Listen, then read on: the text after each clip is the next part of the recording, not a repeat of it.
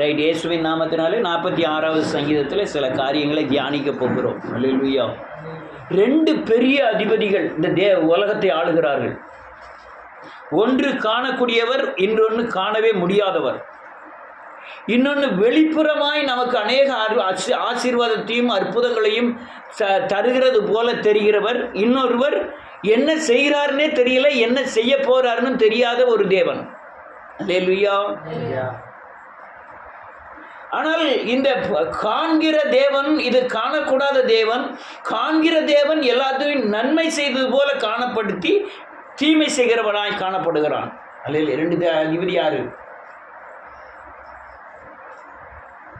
நம்மள சொல்லிட்டே போயிட்டு இருந்தேன். உலகத்தை ஆடுறவங்க 2 அதிபதி யாரெல்லாம்? ஒன்று பிசாசு, ஒன்று தேவன். தேவனை காணவே முடியாது.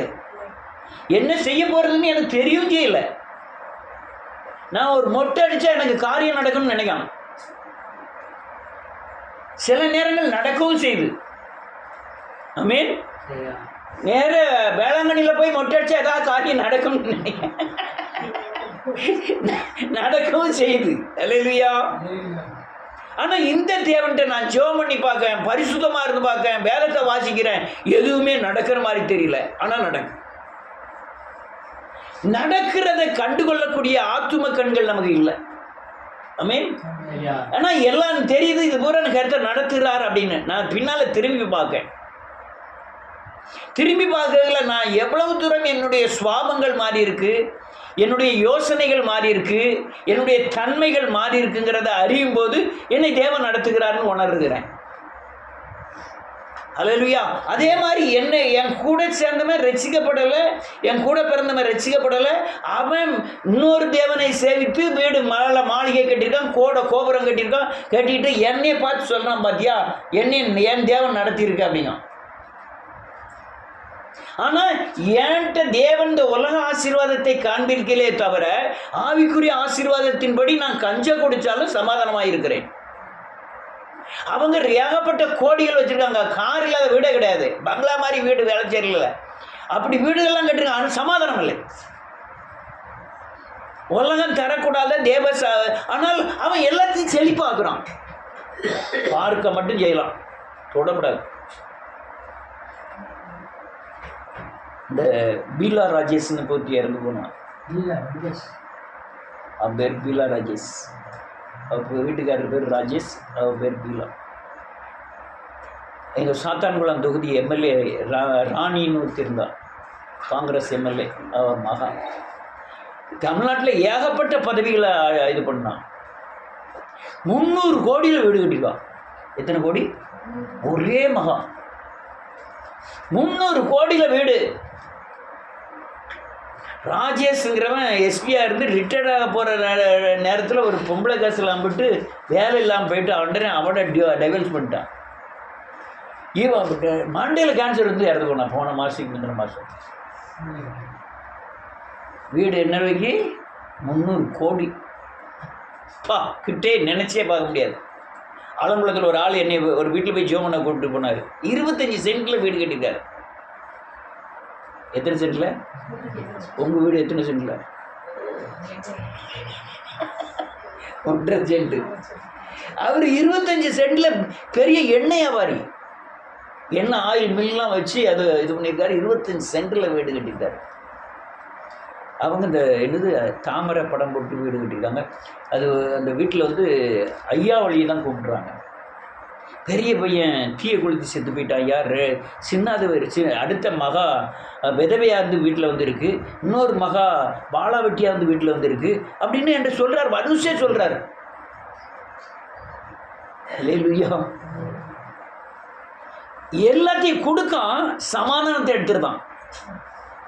வீட்டுக்கிட்ட யார்? தாவீதையா ஒரு ஆட்டுக்குட்டியை நல்ல வளர்க்காரு. கில்லு எல்லாம் போட்டு தான் படுக்கிற பாயிலே அதுவும் படுத்துக்கிடுது. புண்ணாக்கு போட்டு வளர்க்காரு. தான் கொடுக்குற சோறை கொடுத்து வளர்க்காரு. எதுக்குயா?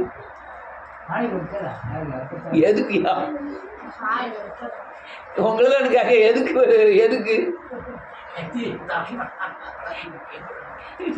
வளர்த்து வச்சா எங்கே கொண்டு போகிறான்? அதே மாதிரி தான் இந்த சத்ருவம் என்ன செய்யறான், நம்ம எவ்வளவு நம்புறோமோ அந்த நம்பிக்கைக்கு உண்டான பாத்திரனாய் நடக்கிறது இல்லை. ஆனால் திரும்பவும் அதே தான் சேவிக்கிறார்கள் மக்கள்.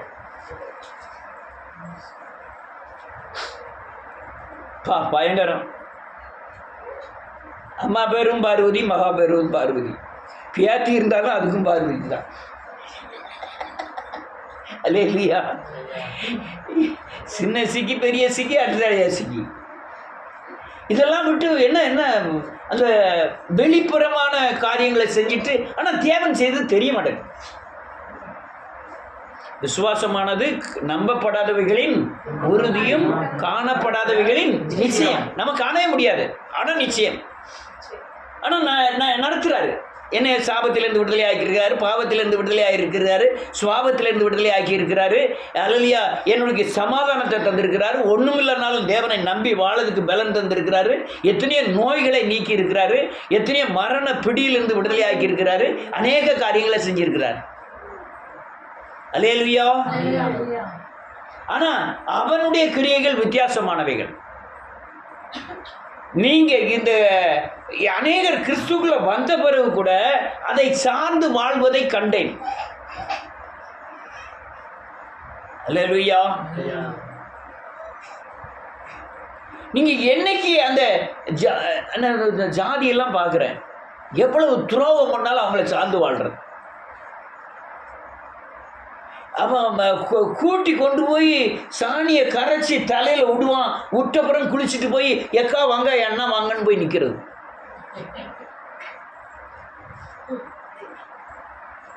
இன்னும் துரோகத்தெல்லாம் மறந்துடுவாங்க. உடனே மறந்துடுறது. பயங்கர துரோகம்.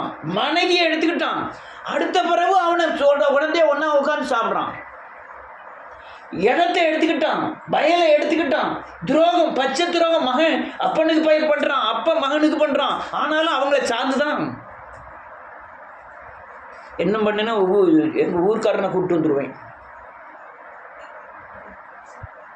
நம்ம எதை சார்ந்திருக்கோம்? சாதிக்காரன், ஊருக்கு பலன், இதுதான் என்ன செய்யுது. அநேகர் சார்ந்திருக்காங்க. எனக்கு அண்ணன் இருக்கான், என் அல்லையா சித்தப்பா இருக்கான், என் பெரியப்பா இருக்கான் அப்படின்னு நினைக்கக்கூடியவன் எத்தனை பேர் இருக்கான் உலகத்தில்? அவங்கெல்லாம் கை விட்டுருவாங்க. பணம் இருந்தால் மட்டும்தான். உலகம் ரொம்ப மோசமுங்க, ரொம்ப மோசம். நம்ப வச்சு கழுத்த இருக்கும். நான் அநேக நேரம் இந்த சொந்த பந்தங்களை போனதே கிடையாதுல, போனதே கிடையாது. சித்தப்பா, சித்திய, அண்ணன், தம்பி எந்த உறவையும் வச்சுக்கிட்டது இல்லை. வந்தா வாங்கன்னு கேட்டுக்கிட்டது, அவ்வளோதான். போய் அவங்கள சார்ந்து வாழவோ, அவங்க இருதயத்தில், என் இருதயத்தில் சித்தப்பா வைக்கவோ, சிந்த மாமனா, அவன் எவ்வளவுதான் நன்மை பண்ணியிருப்பான். அவன் துரோகி. துரோகத்து இந்த சொந்தக்காரங்கள், இவங்க சொந்தக்காரங்க ஒரு 5-6 பேருக்கு நான் பார்க்குறேன். ஒன்றுக்கு ஒன்று பேச, ஒன்றுக்கு ஒன்று ஒருத்தருக்கு கொல்லலான்னு பார்க்குறாங்க. உண்மையை சொல்கிறேன். ஒருத்தருக்கு ஒருத்தர் பகை, ஒருத்தர். ஆனால் வெளிப்புறமாக பார்த்தா என் அண்ணா வா, ஏதாவது தம்பி வான்னு பேசிக்கிட்டுறாங்க. ஆனால் ஒருத்தர் வாழ ஒருத்தர் பிடிக்கல, ஒருத்தர் கொல்லதுக்கு ஒருத்தர் ரெடி பண்ணுதாங்க. அல்லேலூயா. யாரை சார்ந்து வாழ போகிறோம்? 2 தெய்வம். இவரை காணலாம், இவனை காணலாம், இவனை காண முடியாது. இவர் ரூபத்தை பார்க்கலாம், இவர் ரூபத்தை பார்க்க முடியாது. இவர் பேசுறதை கேட்கலாம், இவர் பேசுறதை கேட்க முடியாது. ஆனால் நீங்கள் விசுவாசத்தில், பரிசுத்தத்தில், நீதியில் பலப்பட்டதான் இவருடைய நடத்தைகளை நீங்கள் அறிய முடியும். உங்கள் ஆத்துமா பரிசுத்தமாகணும், உங்கள் இருதயம் பரிசுத்தமாகணும். வேத வசனத்தின் மூலமாக தான் இவரை பார்க்கவே முடியும். அல்லேலூயா. நீ ஆவிக்குரிய தன்மையில் வந்தாதான், நீ நீதியா நடந்தாதான், இருதயத்தில் சுத்தம் உள்ளவர்கள் அவரை என்ன செய்வார்களா? தரிசிப்பார்கள். நீ இருதயத்தில் சுத்தம் இருந்தாதான் பார்க்க முடியும். இல்லைன்னா நீ விக்கிரகத்தை பார்க்க முடியும். என் பணம் காப்பாற்றணும்னு நினைக்கலாம், காப்பாற்றதே செய்யாது. இப்போ தாவீதையா பணம் சம்பாத்தியம் பண்ணிருக்காரு. ஒரு 1 கோடி ரூபாய் சம்பாத்தியம் பண்ணியிருக்காருன்னு வச்சுக்கிடுவோம். திடீர்னு ஆஸ்பத்திரி போக மாட்டேன், சும்மா ஒரு விளையாட்டுக்கு சொல்கிறேன். ஒரு ஆஸ்பத்திரிக்கு போயிட்டாரு. அங்கே ஒரு 10 லட்சம் ரூபாய் செலவழிச்சா தான் இவர் உயிரோட காப்பாற்ற முடியும்தாங்க. இவரு போய் வெளியே போய் 10 லட்சம்லாம் பரட்ட முடியாது. இவங்க வீட்டில் உள்ளவங்க தான் 10 லட்சத்தை கொடுத்து வெளியே கொண்டு வரணும். கொண்டு வருவாங்களா?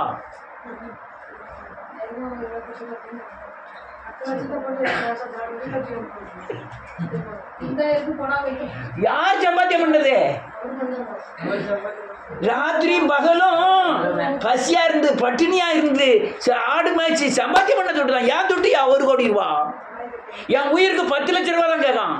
இந்த 10 லட்சம் ரூபாய்க்கு உங்களுக்கு கொடுப்பாங்களா? அப்ப என்ன வாழ்க்கை? உங்க வீட்டு நிலைமை அப்படிதான், என் வீட்டு நிலைமை அப்படிதான். நான் தாவீதை சொல்லிட்டான், என் நிலைமையே அப்படிதான்.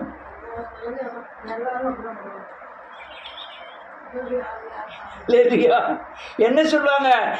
ஜோசுவாவுக்கு அடுத்தால வீடு வேணுமே.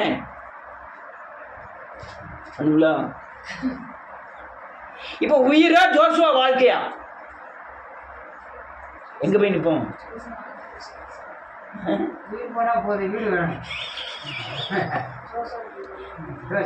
இதுதான் பலன், இதுதான் உலகத்தின் தன்மை. அதான் ஆமென். கணவன் இறந்துட்டா நான் உயிரை விட்டுருவேன்னு சொல்லுவாங்க.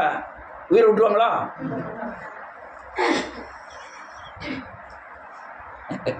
அல்லேலூயா. பிசாசு பண்றத பாருங்க.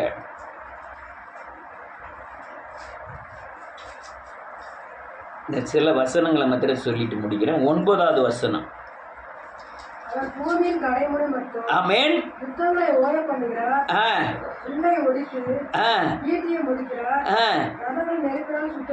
இப்போ அவனுடைய இன்ஸ்ட்ருமெண்ட், அதாவது ஆயுதங்கள், பூமியின் கடைதுமனை மட்டும் யுத்தங்களை. யார் யுத்தம்? பிசாசுடைய யுத்தம். யாரோட யுத்தம் பண்ணுதான்? மனுஷனோடு யுத்தம் பண்றான். தேவனோடு யுத்தம் பண்ணுவது பின்னால.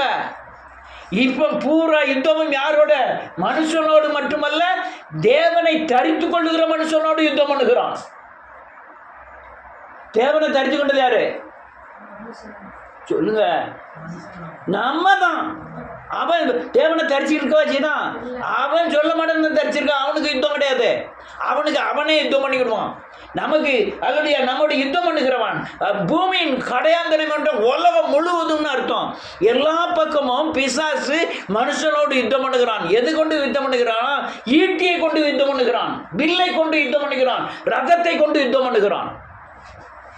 அல்லேலூயா. பயங்கர யுத்தம். நமக்கு தெரியாது. நேற்று இந்த வயிற்றை கிழிச்சு இந்த பிள்ளையை எடுக்கிற ஒரு வீடியோவை காமிச்சா.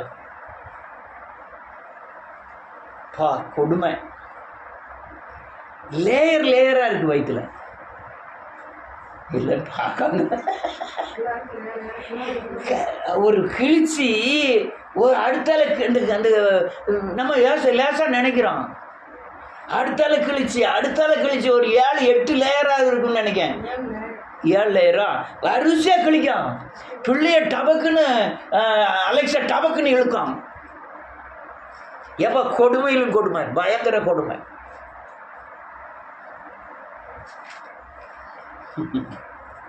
கவர்மெண்ட் ஆஸ்பத்திரிக்கு போனால் வலிச்சா உள்ள வரும்.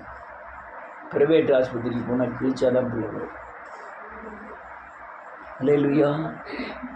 எவ்வளவு பெரிய கொடுமை இது! யாரோட யுத்தம்? பிசாசின் யுத்தம். யார் யுத்தம்? பிசாசின் யுத்தம். நீ பிள்ளை பேற்றில் என்ன செய்யப்படுவாயா? ரட்சிக்கப்படுவாய். இந்த யுத்தம் பல கோணத்தில், ஈட்டியை கொண்டு போய், வில்லை கொண்டு போய், கத்தியை கொண்டு போய், நான் ஒரு ஆப்ரேஷனை ஒரு யுத்தம்னு சொல்லிட்டேன். பக்கத்து வீட்டு சண்டைக்கும் பிசாசான் காரணம். ஒல்லலையா? உங்கள் வீட்டில் நடக்கிற புருஷன் பொண்டாட்டி சண்டைக்கும் பிசாசான் காரணம். மனஸ்தாபத்துக்கு, நோய்க்கு, நெருக்கத்துக்கு, பாடுக்கு, வேதனைக்கு, துன்பத்துக்கு, எல்லாத்துக்கும் யார் காரணம்? சொல்லுங்கய்யா, வாயை திறந்து சொல்லுங்கய்யா. சமாதானம், சந்தோஷம், நீடிய பொறுமை, அன்பு, இதுக்கு யார் காரணம்? இப்ப 2 பேருக்கு தான் பிரச்சனை. யாருக்கும்? இந்த துன்பம், துயரம், வேதனை இது வேணுமா? சமாதானம், சந்தோஷம், நீடிய பொறுமை, சகிப்புத்தன்மை, அல்லையா சந்தோஷம், இது வேணுமா? இது தர்றது ஒருத்தன், இது தர்றது ஒருத்தன். அல்லேலூயா. எப்படி போராடுதான் பாருங்க. 2வது வசனம். ஆகையால் பூமி நிலை மாறினாலும் பூமியை அப்படியே தலையில நிலை மாற்றி விடும். ஒரே கொரோனா தான் அனுப்பினான். யார் அனுப்பினாவே தெரியல. சீனாங்க, அவன் ஜப்பானுங்க, யாருன்னே தெரியல. உலகம் முழுவதும் வாயை மூடிக்கிட்டு வாயில துணி போட்டு கட்டிட்டு வீட்டுக்குள்ள உட்காந்துட்டான். யாரு பண்ணவே இல்லை. ஏசு பண்ண மாட்டாரு. தேவன் எப்படிலாம் பண்ண மாட்டாரு. அவன் பண்ணின வேலை உலகம் முழுவதும் 4 வீட்டுக்குள்ள துணியை வாயில மூடிக்கிட்டு உள்ள உட்காருட்டான். ஏன் சபையே நடக்கல? ஆராதனை இல்லாமலும் அல்லேலூயா பலி இல்லாமலும் ஆலயத்தில் இருப்பார்கள்னு வேதம் சொல்லுது. அந்த காரியம் அப்ப நடந்தது. உலகம் முழுவதும் சர்ச்சை கிடையாது. அல்லேலூயா. எங்க? பூமியின் கடையாந்தரம் மட்டும். வேதம் சொல்லுது அல்லேலூயா, பூமி அப்படியே நிலைகளை மாற்றிட்டான். அப்படியே அல்லேலூயா நிலையை என்ன செஞ்சிட்டான்? மாற்றிட்டான். ஸ்கூல் இருந்ததோ?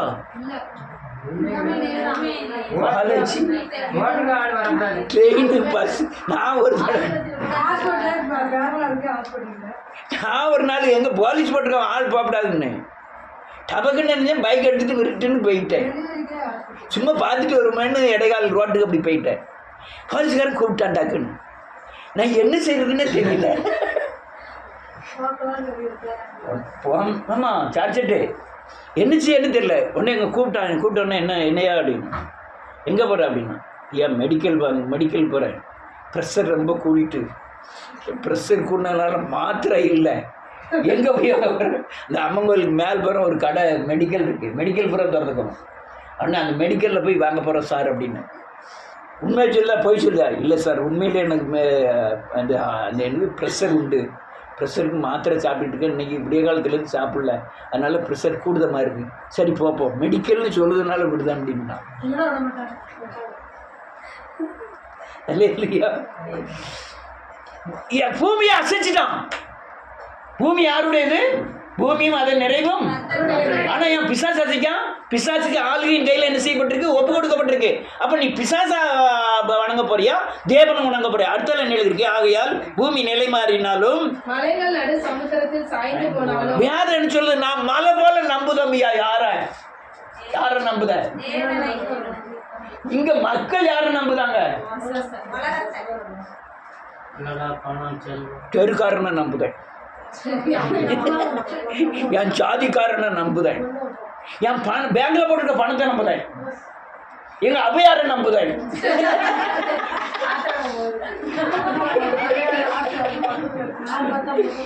யார நம்புதீங்க? யார நம்புதீங்க? வேதம் சொல்லுது மலைகள் எங்க போய் சாஞ்சிருமா? சமுத்திரத்துல போய் சாஞ்சிருமா? அதுக்கு அடுத்தால என்ன எழுதிருக்கு? கொந்த சமுத்திரத்தின் ஜலங்கள் பொங்கி பெருக்கினால் நான் ஸ்ட்ராங்கா இருக்கமையா, என்னை ஒருத்தரும் அசைக்க முடியாது. டக்குன்னு காலுங்கையும் எடுத்துட்டு போயிருக்கு. நல்ல பாடி ஃபில்டர் தான். ஆமாம், 150 கிலோ 200 கிலோ 200 கிலோ 500 கிலோலாம் தூக்கிடுவான். ஆனால் ஸ்ட்ரோக் வந்ததுன்னா பலம் இருக்கு. ஆனால் ஸ்ட்ரோக் வந்ததுன்னா, ப்ரெஷர் வந்ததுன்னா, சுகர் வந்ததுன்னா, ஐயா நான் இப்போ எல்லாம் இருக்கே. ஆனால் அதான் என்ன நம்பிக்கை?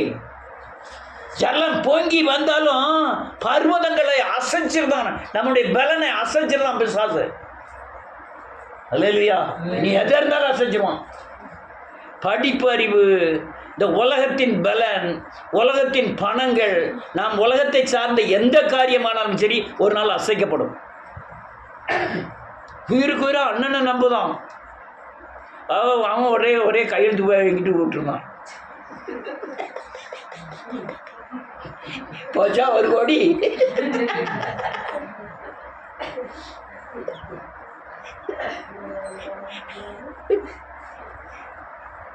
ஒரே தாய்கிட்ட பால் குடிச்சு வளர்ந்தவங்க, ஒரே தட்டில் சாப்பிட்டவங்க. நான் வாழணும், நீ என்ன செய்யக்கூடாது? வாழப்படாது. நான் தான் பூரே ஆத்தி ஆளுவேன். நீ செத்தாலும் பரவாயில்ல. யார் வேலை? விசுவாச வேலை. அப்ப யார நம்பணும்? தேவனை நம்பணும். உங்க வீடு உங்களை காப்பாத்திருமா? தங்க வீடு கட்டிருக்கா, பெரிய வீடு. நமக்கு தங்கிறதுக்கு கர்த்தர் வீடு கொடுத்துருக்காரு, சோத்திரம். மாடி மேட மாடி கொடுத்தாலும் கர்த்தருக்கு, எனக்கு குச்சியோடு தந்திருக்காரு, குச்சியோட்டுக்கு கர்த்தருக்கு. இப்படி போனாதான் தப்பிக்க முடியும் தவிர வீட்டெல்லாம் நம்ப முடியாது, பணத்தை நம்ப முடியாது, அண்ணனை நம்ப முடியாது, தம்பியை நம்ப முடியாது, யாரையும் சாரவும் முடியாது. முக ஸ்டாலின் காத்துருவாரோ? நம்ம நாட்டில் ராணுவ பலம் அதிகம், 15 கோடி தான் அங்க பாகிஸ்தானுடைய ராணுவத்தின் பலன். நம்ம ராணுவத்தின் பலன் 80 கோடி. 80 கோடியா? 80 லட்சம். என்ன கொஞ்சம் கன்ஃபியூஸ் ஆகுது. யாரு மிலிட்டரி நம்மளை காப்பாத்திருமா? ஒருத்தனும் காப்பாற்ற முடியாது. ஆமென். இவைகள் எல்லாம் நீ எதை சார்ந்திருக்கீங்களோ இந்த பூமியில உங்களை காப்பாத்தாதுங்கிறது தான் இந்த சத்தியத்தை சொல்றேன். அல்லேலூயா. எதை நம்பினாலும் காப்பாத்தாது உங்களை. சரீர பலம் நீங்க இன்னைக்கு பார்ப்பீங்க. அல்லேலூயா. எவ்வளவு, எத்தனை, 80 கிலோ இருக்கா? எத்தனை கிலோ இருக்கியா? பொய், நீ எடை போட்டதே கிடையாதுன்னு நினைக்கிறேன். 50 கிலோ இருக்கா? அது எப்படி? நான் அதோட ஒரு 5 கிலோ குறைக்கல. பிறகு 50 கிலோ.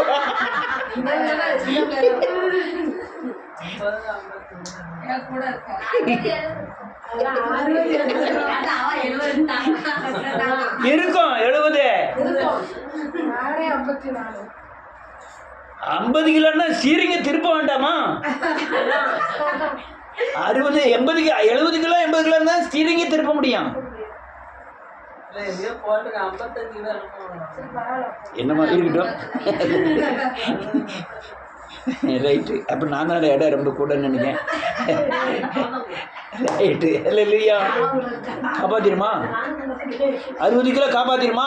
70 கிலோ காப்பாத்திருமா? 80 கிலோ காப்பாத்திருமா? ஒரு மனுஷனுக்கு 5 லிட்டர் ரத்தம் இருக்கணும், 4 லிட்டராக இருக்கணும். உனக்கு 6 லிட்டர் இருக்கு, காப்பாத்திருமா? ஒண்ணுமே காப்பாத்தாது. யார் காப்பாற்றுவானாம் பாருங்க. முதல் வசனம், தேவன் நமக்கு அடைக்கலமும் பலனும். நான் சொல்றத நீங்க சொல்லணும். அல்லேலூயா. பூமி நிலை மாறினாலும் தேவன் எனக்கு அடைக்கலமாய் இருக்கிறபடினாலே ஆபத்து காலத்தில் அவர்தான் அனுகூலமானவர். மலைகள் சமுத்திரத்தில் சாய்ந்து போனாலும் கர்த்தர் ஆபத்து காலத்திலே அனுகூலமானவர்.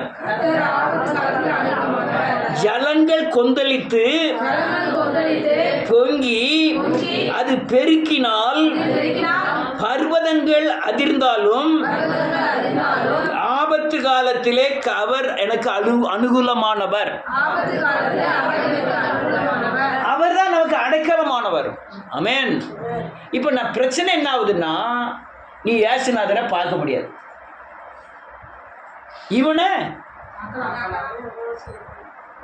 இவனை பார்க்கலாம், அவரை என்ன பார்க்க முடியாது. நான் தேடுகிறேன், எங்கே கண்டடைவேன்?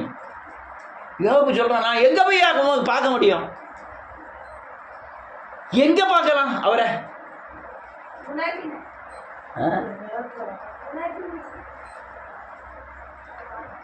எங்க பார்க்கலாம்? எங்க? ஏன் கடையத்துல இருந்து வந்திருக்கீங்க? தேவனை எப்படி பார்ப்பீங்க? வார்த்தை யார் சொன்னா? வார்த்தையின் வழியாய் சொல்லுங்க. வார்த்தையின் வழியாய் நாம் உள் உணர்விலே தேவனை உணர முடியும். அப்படிதான் நான் யாரை பார்க்கிறேன்? தேவனை பார்க்கிறேன். நன்மை செய்வதையும் அவர்கிட்ட. நான் எனக்கு ஒரு பிரச்சனையா நான் சொல்லணும் அவர்கிட்ட. அவரை பார்க்க முடியல, எங்க போய் பார்ப்பேன்? கதவை அடைச்சிக்கிடுவேன், வேத வசனத்தை வாசிப்பேன். வாசிக்கிற இந்த வேத வசனத்தில் இருக்கிற இயேசுவை என் இருதயத்தில் பார்ப்பேன். அவர் அக்னியா இருக்கிறார்னா என் இருதயத்தில் உள் உணர்வுல அவரை என்ன செய்வேன்? பார்ப்பேன். அவர் எப்படி இருக்கார்? வேத வசனமா இருக்கிறார், வார்த்தையா இருக்கிறார். அல்லேலூயா. அந்த வார்த்தை வெறுமனே என்ன செய்வதில்லை, திரும்புவதில்லை. அடுத்தது என்ன எழுதிருக்கு? இல்ல, அடைக்கலமானவர், பாதுகாப்பு. அவர் இடத்தில்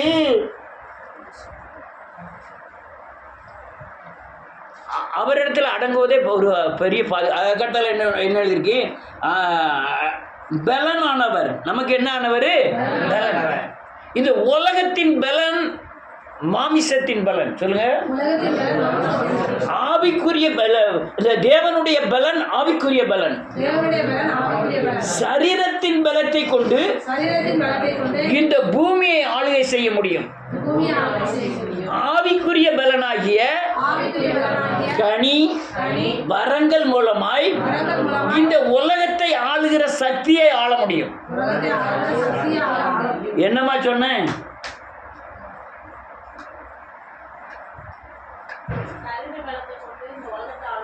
ஆ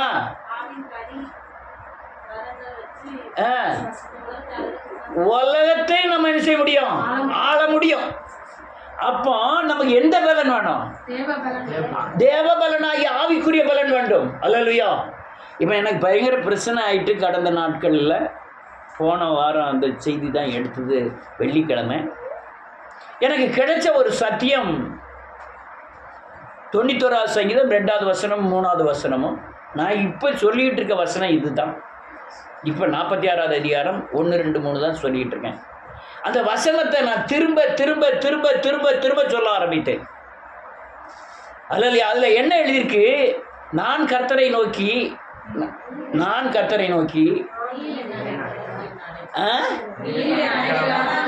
நான் யாரை நோக்கி சொல்றேன்?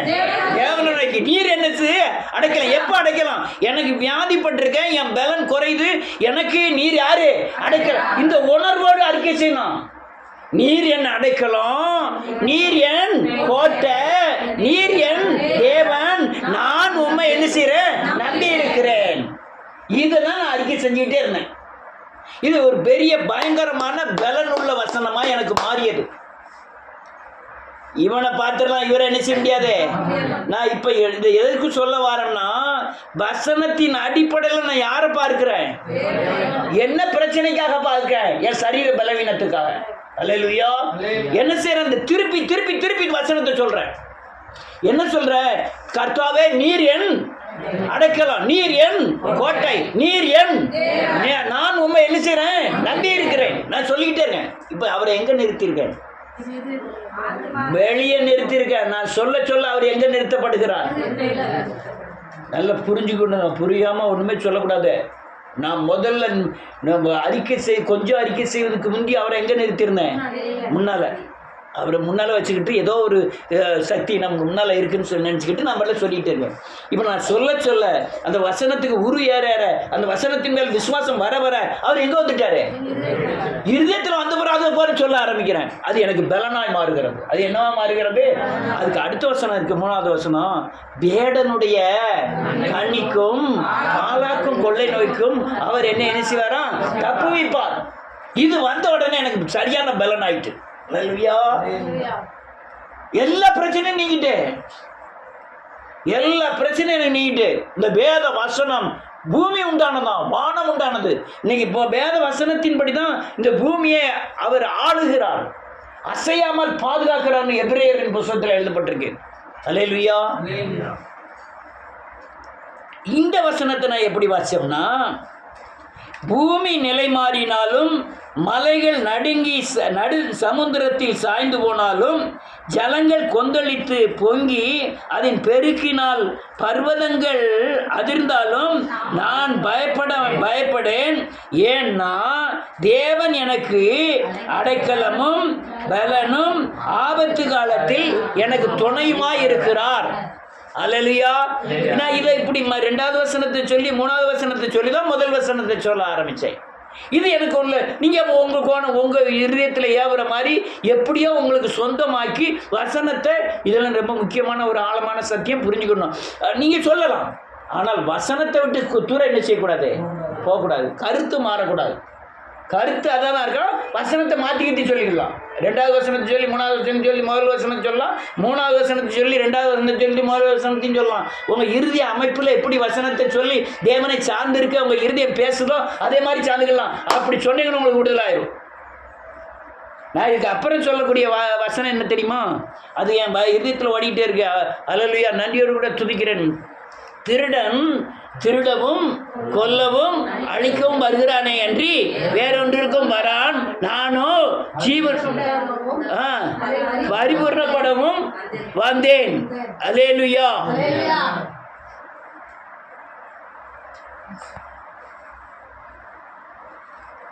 இந்த வசனத்தை தான் சொல்லிக்கிட்டே இருக்கேன். அது சொல்லிகிட்டு இருக்கணும்னு நினச்சிருக்கேன். அல்லேலூயா. இதெல்லாம் உங்கள்கிட்ட சொல்ல காரணம், இந்த வேத வார்த்தை உங்களுக்குள்ள உயிர் ஏற்றப்படணும், உருவாக்கப்படணும். இப்போ ஒரு ஆளுக்கு செய்ய வைக்கணும்னா என்ன செய்யணும் தெரியுமா? உரு ஏற்றுவோம். உரு ஏற்றி ஏற்றி ஏற்றி அதை சொல்லிகிட்டே இருந்து இருந்து இருந்து அதை உயிர் கொடுத்து அவனை சாய்க்கிறதுக்கு உண்டான வழிகள்லாம் பார்ப்பான். அல்லேலூயா. அதே மாதிரி உரு ஏற்றணும். வேத வசனத்தை சொல்லி சொல்லி சொல்லி அதில் ஜீவன் உண்டாக்கணும், விசுவாசம் உண்டாக்கணும், அறிக்கை செய்யணும். கார் ஓட்டுவங்களும் அழகாக சொல்லலாம், எத்தனை வேத வசனம்னு சொல்லிக்கிட்டே இருக்கலாம். உங்கள் சூழ்நிலைக்கு ஏற்ப வசனங்களை எடுத்து சொல்லிக்கிட்டே இருந்தீங்கன்னா வாயினால் அறிக்கை இருதயத்தில் விசுவாசிக்கப்படும், வாயினாலே அப்போது நீங்கள் என்ன செய்யப்படுவீர்கள்? ரட்சிக்கப்படுவீர்கள், நீங்கள் மீட்கப்படுவீர்கள்னு அர்த்தம். அதனால் இதெல்லாம் செஞ்சு உங்களை பலனாய் உள்ளவர்களாய் மாற்றிக்கொள்ளணும். எல்லோரும் எழுந்து நிற்போம்.